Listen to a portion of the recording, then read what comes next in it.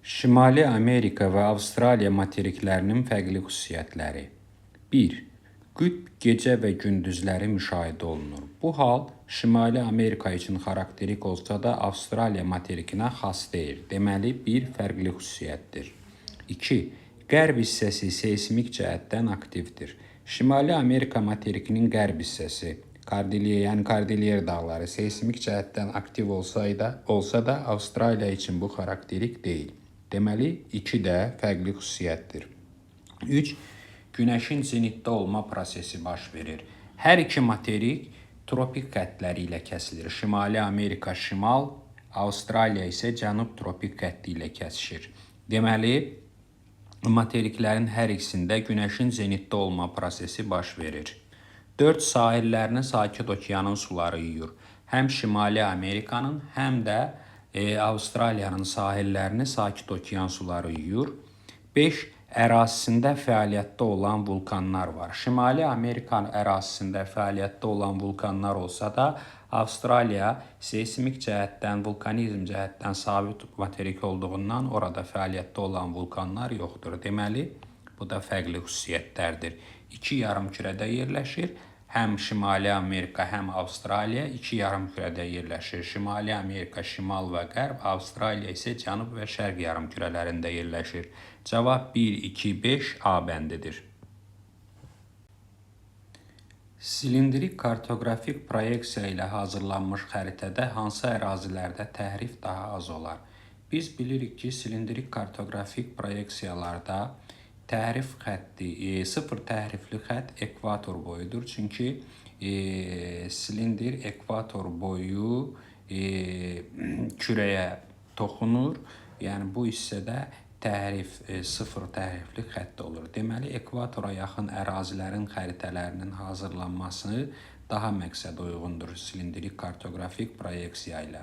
Odur ki, cavabdan ekvatora yaxın ərazilər 3, 4 və 6-nı seçməliyik. Cavab 3, 4, 6 D bəndi. Tropik işıqlanma qurşağında yerləşən coğrafi enliklər. Tropik işıqlanma qurşağı 23,5 dərəcə şimal enliyi ilə 23,5 dərəcə cənub enliyi arasında yerləşir və bu qurşaqda aşağıdakı coğrafi enliklərdən 2 rəqəmi ilə işarələnmiş 19 şimal enliyi, 3 rəqəmi ilə göstərilmiş 3 dərəcə cənub enliyi və 6 rəqəmi ilə göstərilmiş 11 dərəcə şimal enliyi uyğun gəlir. 27 şimal enliyi mülayim, 68 cənub enliyi qütb, 39 dərəcə cənub enliyi mülayim işıqlanma qurşağına uyğun gəlir. Cavab 2, 3, 6 B bəndidir. Eyler-Venn diaqramına əsasən uyğunluğu müəyyən edin. Biz diaqrama əsasən Sakit Okean və Afrika litosfer tavaları üçün oxşar və fərqli xüsusiyyətləri müəyyən etməliyik. 1. Yalnız okean yer qabığına aiddir. Bu, Sakit Okeana aiddir, çünki Afrika litosfer tavası həm okean, həm kontinental yer qabığına malikdir. Deməli, birinciyə 1 uyğun gəlir. Həm materik, həm də okean yer qabığına malikdir. Artıq qeyd etdik ki, bu Afrika tavasıdır. Böyük litosfer tavasıdır. Hər iki tava böyük litosfer tavasıdır. 3-3-cüyə uyğun gələcək. Ərəbistan tavası ilə həmsərhəddir. Ərəbistan tavası Sakit Okean tavasından xeyli kənarda yerləşir, lakin Afrika tavası ilə həmsərhəddir. Cavabımız 1-ə 1, 2-yə 2, 4, 3-ə 3 olacaq. D bəndi. Hansı materikin ucqar cənub nöqtəsi şimal yarımkürəsində yerləşir? Sadə test tapşırığıdır. Tapşırığın doğru cavabı Şimali Amerikadır. Belə ki, Şimali Amerika bütövlükdə şimal yarımkürəsində yerləşir. Beləcə, onun ucqar cənub nöqtəsi də şimal yarımkürəsinə uyğun gələcək. Cənubi Amerika və Afrikanın ucqar cənub nöqtəsi də cənub yarımkürəsində yerləşir, yəni şimala aidiyyatı yoxdur. Avstraliya və Antarktida materikləri isə bütövlükdə cənub yarımkürəsində yerləşir. Yəni, bu materiklərin ucqar nöqtələrinin şimal yarımkürəsi ilə əlaqəsi ola bilməz. Cavab A bəndi. Mantia qatı ilə tam əhatə olunmuşdur. Sadə test tapşırığıdır. Tapşırığın doğru cavabı D bəndi nüvədir. Belə ki, yerin nüvəsi örtük adlanan mantia qatı ilə tam əhatə olunmuşdur. Doğru sıraları müəyyən edin. Biz cədvəldən süxurlara uyğun gələn əlamətləri müəyyənləşdirməliyik. 1. Mərmər əhəng daşından çevrilmiş metamorfik süxurdur. Bu əlamət mərmərə aid olan əlamətdir, deməli doğru sıradır. 2. Qranit çökmə mənşəlidir. Qranit çökmə deyir, maqmatik mənşəli süxurdur. 3. Daş kömür üzvü mənşəlidir. Bəli, daş kömür üzvü mənşəli çökmə süxurdur. Həm də yanar faydalı qazıntıdır. 4. Qneys bitki və heyvan qalıqlarından yaranmışdır. Xeyr, qneys metamorfik süxurdur, qranitdən çevrilmişdir. 5. Kvarsit maqmatik süxurdur. Kvarsit maqmatik deyir, metamorfik süxurdur, qum daşından çevrilmişdir. 6. Çay daşı tikintidə istifadə olunur. Bəli, çay daşı qırıntı mənşəli çökmə süxurdur və tikintidə istifadə olunur. Cavab 1, 3, 6 A bəndidir. Şimali Amerikada yerləşən vulkanları seçin. A. Mama Tombo, Shasta, Rainier. Test tapşırığının doğru cavabı məhz A bəndidir. Mama Tombo, Shasta, Rainier vulkanı Kordilyer dağları və onun yaylalarında yerləşir. B. Kamerun, Ruiz, Koluma. Kamerun Afrikada, Ruiz Cənubi Amerikada, Koluma isə Şimali Amerikada yerləşir. Shasta, Etna, Hekla. Shasta Şimali Amerikada yerləşsə də Etna və Hekla vulkanları Avropaya aiddir. D. Pinatubo, Erebus, Orizaba. Orizaba yerləşir Şimali Amerikada, Meksikada. Pinatubo, Erebus, Pinatubo Filippin adalarında, Erebus Antarktidada. E bəndi Etna, Vezuvi Avropanın vulkanıdır. Rainier isə Şimali Amerikaya aiddir. E bəndi də səhv olur. Cavab A bəndi. Yuxarıda verilmiş xətti miqyasa əsasən xəritədə 30 dərəcəlik şərq uzunluğu üzrə 5 dərəcə şimal enliyi və 5 dərəcə cənub enliyi arasındakı məsafənin neçə santimetr olduğunu hesablayın. 5 dərəcə şimal enliyi çəkirik. Ekvator xətti və 5 dərəcə cənub enliyi. Və 30 dərəcə şərq uzunluğu. 30 dərəcə şərq uzunluğu, yəni şərq uzunluğu üzrə, yəni meridian xətti üzrə 5 dərəcə şimal enliyi ilə 5 dərəcə cənub enliyi arasında 10 dərəcəlik fərq var. Biri şimalda, biri cənubdadır. Biz 10 dərəcəni vururuq 1 dərəcəlik meridian qövsünün uzunluğu olan 111 kilometrə edir 1110 kilometr. 1110 kilometr həqiqi məsafədir. Xətti miqyasa baxırıq, kilometr işarələnib və 1 santimetrə 50 kilometr olduğu qeyd olunub. Əgər 1 santimetrdə 50 kilometrdirsə, x santimetrdə 1110 kilometrdir. Buradan da x bərabərdir 22,2 santimetr. Cavab B bəndidir. Sönmüş vulkanı müəyyən edin. A. Fudziyama fəaliyyətdə olan vulkandır, Yapon adalarında, Xonshu adasında yerləşir. Taxomulko Kordilyer dağlarında fəaliyyətdə olan vulkandır. Etna Avropada, İtaliyanın Siciliya adasındakı fəaliyyətdə olan vulkandır. Popocatépetl Kordilyer dağlarında fəaliyyətdə olan vulkandır. Dəmavənd vulkanı isə İranda Elbrus dağlarında sönmüş vulkandır. Cavab E bəndi. Müvafiq olaraq Mezozoy və Paleozoy eralarının geoloji dövrlərini müəyyən edin. A. Antropogen Perm. Antropogen Kaynozoyun geoloji dövrüdür. B. Yura Neogen. Yura Mezozoydur, Neogen isə Kaynozoy. D. C. Trias Paleogen. Trias Mezozoydur, Paleogen isə Kaynozoy. D. Neogen Silur. Neogen Kaynozoyundur, Silur isə Paleozoyun. Nəhayət sonuncu təbaşir daş kömür. Təbaşir Mezozoya aiddir, daş kömür isə Paleozoya. Bu halda cavab E bəndi olacaq. Kəsmə yüksəkliyi 20 metr olarsa, A və B nöqtələrinin mütləq hündürlüyünü hesablayın. Gəlin hesablamanı sadə qaydada aparaq. Əvvəlcə daxili horizontalın mütləq hündürlüyünü tapaq. Burada yüksəkliyin təsviri verilmişdir, çünki B şərtlərin ucları kənara doğrudur. Daxili horizontal elə bir qiymətdir alacaq ki, 413-dən kiçik olub 20-yə tam bölünən ilk ədəd olsun. 413-dən kiçik 20-yə tam bölünən ilk ədəd 400-dür. Və sırası ilə horizontalları 20 metr azaldaq. 380, 360, 340, 320. Deməli, A nöqtəsinin mütləq hündürlüyü 320-dir.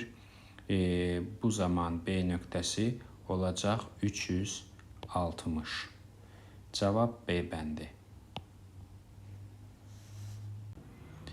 Planda miqyassız şərti işarələrlə təsvir olunmur. Metal körpü miqyassız şərti işarələrlə, tək yol miqyassız, bulaq miqyassız, dayanacaq miqyassız şərti işarələrlə təsvir olunur. Üzümlü isə planda konturlu, yəni sahəvi şərti işarələrlə təsvir olunur. A materiki materiklər arasında ən gec kəşf olunan materikdir. Buradan bütün meridianlar keçir və onlar coğrafi qütbdə birləşirlər. Sahəsinə görə yalnız bir materikdən böyükdür. Mətndən aydındır ki, burada söhbət Antarktida materikindən gedir. Yəni, Antarktida materikləri bütün materiklər arasında ən gec kəşf olunan materikdir. Materikin kəşfi 1819-1821-ci illərə gedib çıxır. Rus dəniz səyyahları Lazarev və Bellingshausen tərəfindən kəşf olunmuşdur. Antarktida materikində cənub coğrafi qütbü yerləşir və burada bütün meridianlar keçir və onların hər biri cənub coğrafi qütbündə birləşirlər. Sahəsinə görə yalnız Avstraliya materikindən böyükdür. A materikini tapın bizdən tələb olunur. Cavab E bəndi Antarktida. Doğru olmayan ifadəni müəyyən edin. A. İzoxətlər üsulu xəritədə hər hansı hadisə və prosesləri xarakterizə edir. Bəli, doğrudur. İzoxətlər xəritədə hər hansı bir hadisə və prosesləri, məsələn, yağıntını, temperaturu, atmosfer təzyiqini xarakterizə edə bilir. B. Nöqtələr üsulu ilə tematik xəritələrdə coğrafi obyektlərin ərazi üzrə yayılması, eləcə də onların kəmiyyət göstəriciləri verilir. Bu da doğrudur. C. Areal üsulu ilə xəritələrdə coğrafi obyektlərin yayıldığı əraziləri təsvir edir. Bu da doğrudur. D. Hərəkət xəttləri üsulu yer səthindəki obyektlərin hərəkət istiqamətini göstərir. Bu da doğrudur. Nəhayət sonuncu keyfiyyət fonu üsulu coğrafi xəritədə hər hansı bir kəmiyyət göstəricisinin dəyişməsini vizual əks etdirən təsvirdir. Bu kartoqrama aiddir. Kəmiyyət göstəricisindən söhbət gedə bilməz, keyfiyyət göstəricisindən söhbət getməlidir. Bu halda cavab E bəndidir. 75 dərəcə şərq uzunluğu hansı saat qurşağının orta meridianıdır? Sadə hesablama qaydası var. Əgər biz 75 dərəcəni 15-ə bölsək, edəcək 5. Deməli, 75 dərəcə şərq uzunluğu 5-ci saat qurşağının orta meridianıdır. Cavab D bəndidir. Cədvələ əsasən doğru bəndi müəyyən edin. 21 mart günorta vaxtıdır. Yəni, Bakıda 21 mart günorta vaxtıdır. A bəndi 130 dərəcə qərb uzunluğunda gecə yarıdır. 21 martda yaz gecə-gündüz bərabərliyi baş verir. Yerin şimal və cənub yarımkürələri bərabər işıqlanır. Yəni 12 saat gecə, 12 saat gündüz olur. Bakı yerləşir 50 dərəcə şərq uzunluğunda. Ondan 180 dərəcəlik əks istiqamətdə yerləşir 130 dərəcə qərb uzunluğu. Deməli, Bakıda günorta olanda orada gecə yarı olur. Yəni, Bakıda gündüz 12-dirsə, 130 dərəcə qərb uzunluğunda gecə 12-dir. Qarşısına da doğru yazılıb. Bu doğrudur. Cavabımız A bəndi olacaq. Digərlərinə də baxaq. Avstraliyada payız fəsli başlayır. Bəli, Avstraliya cənub yarımkürəsində yerləşir. Bakıda yaz fəsli başlayanda Avstraliyada payızdır. Qarşısına yanlış yazılıb. Bu yanlış ola bilməz. C. 80 dərəcəlik şərq uzunluğunda günəş batıb. 80 dərəcəlik şərq uzunluğu ilə Bakı arasında 30 dərəcə fərq var, yəni 30 dərəcəmiz də 2 saatdır. Həmin anda, yəni Bakıda 12 olanda, Şəki dərəcə şərq uzunluğunda saat gündüz 14:00 olacaq, yəni 2 saat fərq var, 30 dərəcədir çünki qeyd etdik ki, fərq bu doğru ola bilməz. Yəni günəş bata bilməz orada. D. Şimal qütb dairəsinə günəş şüaları 23,5 dərəcə bucaq altında düşür. Yanlış yazılıb, yanlış deyir. Şimal qütb dairəsi 66,5 dərəcəlik enlikdir. Günəş ekvatorda zenitdə olduğu üçün biz 90-dan 66,5-i çıxsaq elə 23,5 edəcək. Qarşısına yanlış yazılıb, bu yanlış deyir. Nəhayət sonuncu günəş cənub tropik xətti üzərində zenitdə olur. Doğru yazılıb, doğru deyil. 21 martda günəş ekvator xətti üzərində zenitdə olur. Cavab A bəndidir. Üfüqün hansı cəhətinin azimutu qərb istiqamətinin azimutundan daha böyükdür? Biz bilirik ki, qərb istiqamətinin azimutu 270 dərəcədir. Cənub istiqaməti bu halda olacaq 180 dərəcə, şimal-şərq olacaq 45 dərəcə, şimal-qərb 315 dərəcə, cənub-qərb 225 dərəcə, cənub-şərq 135 dərəcə. Bunlardan qərb istiqamətinin azimut bucağından daha böyük olan şimal-qərb istiqamətinin azimutudur ki, 315 dərəcədir. Cavab C bəndi. Atmosfer təzyiqini ölçmək üçün istifadə olunan civəli barometr cihazı ilə həm də nəyi təyin etmək olar? Sadə test tapşırığıdır. Bir mənalı şəkildə test tapşırığının doğru cavabı relyefin mütləq hündürlüyüdür. Cavab C bəndi. Xəritələrdə eyni zəlzələ gücünə malik olan nöqtələri birləşdirən əyri xəttlər izoseistlər adlanır. Cavab B bəndidir. Adından da burada görünür. Yəni seismik proseslər. Cavab B bəndi. Xəritə sxemə əsasən subduksiya prosesi zonasını müəyyən edin. Biz bilirik ki, subduksiya materik və okean litosfer tavalarının toqquşma zonasıdır ki, bu zonada okean tavası yumşaq olduğu üçün materik tavasının altına gömülür. Verilmiş ərazilərdən 2 rəqəmi ilə göstərilmiş hissə subduksiya zonasına uyğun gəlir. Burada Nazca tavası Cənubi Amerika litosfer tavasının altına gömülür və nəhayətində Cənubi Amerikada quruda ən uzun dağ sistemi olan Ant dağ sistemi yaranır. 1 rəqəmi, 4 rəqəmi, 3 rəqəmi və 5 rəqəmi ilə göstərilən ərazilərdə subduksiya zonaları yoxdur.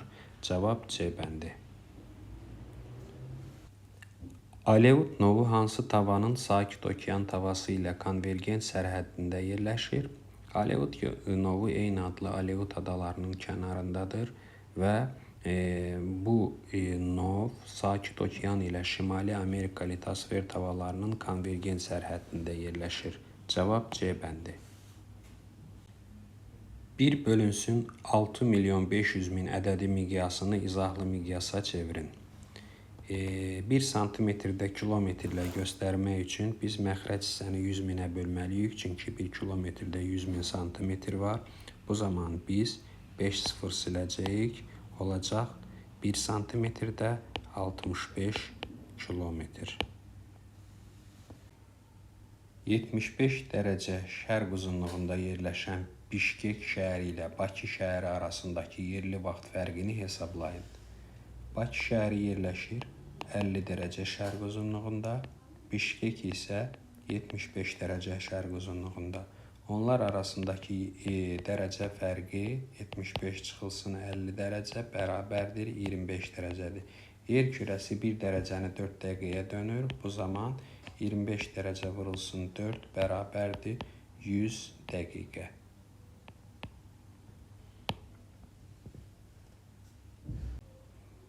Şimal tropiki xətti ilə kəsişən materiklərə aid ümumi xüsusiyyətlər. Şimal tropik xətti ilə kəsişən materiklər Şimali Amerika, Afrika və Avrasiya materikləridir.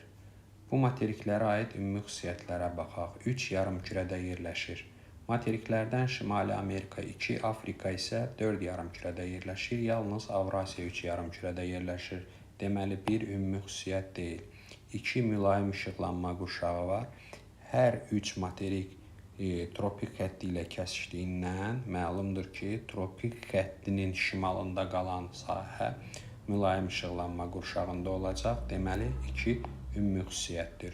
3 fəaliyyətdə olan vulkanlar var. Bəli, həm Şimali Amerikada Şasta, Orizaba, Taxamulka kimi, həm Afrikada Kilimanjaro, Kamerun kimi, həm də Avrasiyada Kulüçü Sopkası, Vezuvi, Fudziyama və sair vulkanlar var. Deməli, 3 ümumi xüsusiyyətdir. 4 qütb ulduzu görünür. Bəli, şimal yarımkürəsində görünür qütb ulduzu. Materiklərdən Şimali Amerika və Avrasiya bütövlükdə şimal yarımkürəsindədir. Afrikanın da ekvatordan şimalda qalan böyük hissəsi var. Bunların hər birində qütb ulduzu görünür. Deməli, 4 də ümumi xüsusiyyətdir. Ekvator xətti ilə kəsişir. Ekvator xətti ilə yalnız Afrika kəsişir. Avrasiya və Şimali Amerikaya aiddir. Cavabımız 2, 3, 4 olacaq. İcmal xəritələrin miqyasını seçin. Biz bilirik ki, icmal xəritələr kiçik miqyaslı xəritələrdir. Onların miqyası 1/1 milyon miqyasından daha kiçikdir. Verilmiş miqyaslardan 1/1 milyondan daha kiçik olan miqyaslar 1/9 milyon, 1/6 milyon və 1/20 milyon miqyaslarıdır. Cavab 3, 5, 6'dır. Uyğunluğu müəyyən edin. Biz seismoqraf, kurvimetr və qnomona aid olan əlaməti və yaxud xüsusiyyəti müəyyənləşdirməliyik. Üfüqün cəhətləri təyin edilir. Üfüqün cəhətləri təyin olunur qnomonla. Xəritədə əyri xətlərin uzunluğu ölçülür. Bu isə kurvimetrlədir. C. Nisbi hündürlük ölçülür. Nisbi hündürlük nivel ilə ölçülür. Burada yoxdur. D. Havanın temperaturu ölçülür. Temperatur da biz bilirik ki, termometrlə ölçülür. O da yoxdur. Nəhayət, zəlzələnin gücü müəyyən olunur. Zəlzələnin gücü seismoqrafla müəyyən olunur. Cavab 1-ə E, 2-yə B, 3-ə A. Buxara şəhəri 40 dərəcə şimal enliyi və 64 dərəcə şərq uzunluğunda yerləşir. Bu şəhərlə eyni enlikdə yerləşən Pekin şəhəri arasında 3 saat 28 dəqiqə yerli vaxt fərqi var. Pekin Buxara şəhərindən şərqdədir. Pekin şəhərinin coğrafi uzunluğunu hesablayın. Əvvəlcə Buxara şəhərinin coğrafi koordinatlarını sxem üzərində qeyd edək. Qeyd olunur ki, Buxara şəhəri 40 dərəcə şimal enliyi və 64 dərəcə şərq uzunluğunun kəsişmə nöqtəsindədir. Bu hissəyə Buxara yazaq. Pekin isə Buxaradan şərqdə mətndə verilir. Bu hissəyə də Pekin yazaq. Onlar arasındakı yerli vaxt fərqi 3 saat 28 dəqiqədir. Biz 3 saat 28 dəqiqəni dərəcəyə çevirək. 3'ü vururuq 15'ə edir 45. 28'i də bölürük 4'ə edir 7. 45'in üzərinə 7'ni gəlirik. 45'in üzərinə 7'ni gəlsək edəcək 52 dərəcə. Deməli, Pekin Buxaradan 52 dərəcə şərqdə yerləşir. Buxaranın coğrafi uzunluğu məlumdur. 64'ün üzərinə 52'ni gəlsək edəcək 116 dərəcə. Deməli, Pekin şəhərinin coğrafi uzunluğu 116 dərəcə şərq uzunluğudur. Buxara və Pekin şəhərlərinin yerləşdikləri saat qurşaqlarını yazın. Mətndə verilir ki, Buxara 64 dərəcə şərq uzunluğundadır. Biz Pekini də tapdıq ki, 116 dərəcə şərq uzunluğundadır. Onların saat qurşaqlarını hesablayaq. 64'ü 15'ə bölsək 4 edəcək. 4 dəfə 15, 60. Qalığımız 4'dür. Kiçikdir 7,5'də. Deməli, Buxara 4-cü saat qurşağındadır. İndi isə 116'nı hesablayaq. Böləndə 15'ə 7 dəfə, 7 dəfə 15, 105. Qalığımız bizim 11 edəcək. 11 böyükdür 7.5-dən 7-nin üzərinə 1 əlavə edirik. Pekin isə 8-ci saat qurşağında yerləşmiş olacaq. Buxara şəhərindən Pekin və Bakı şəhərlərinə qədər olan ən qısa məsafələri hesablayın. Əvvəlcə Buxara və Pekin arasındakı məsafəni hesablayaq. Pekinin coğrafi koordinatı 116 dərəcə şərqi uzunluğu, Buxara 64-dür. Onlar arasındakı fərq 52-dir. Biz 52 dərəcəni vurmalıyıq ilk olaraq 85,4 kilometrə. Çünki hər ikisi 40 dərəcəlik şimal enliyində yerləşir. Bu enlikdə 1 dərəcəlik qövsün uzunluğu 85,4 kilometrdir. Bu da edəcək 4440,8 kilometr. Buxara-Pekin deməli 4440,8 kilometrdir. İndi isə Bakını hesablayaq. 64 dərəcədən bu dəfə 50-ni çıxacaq. Bakının coğrafi uzunluğu 50-dir. Bu da edəcək 14 dərəcə. Biz 14 dərəcəni bu dəfə 85,4 kilometrə vuraq. Bu da edəcək 1195,6 kilometr. 1195,6 kilometr yerinə yazaq.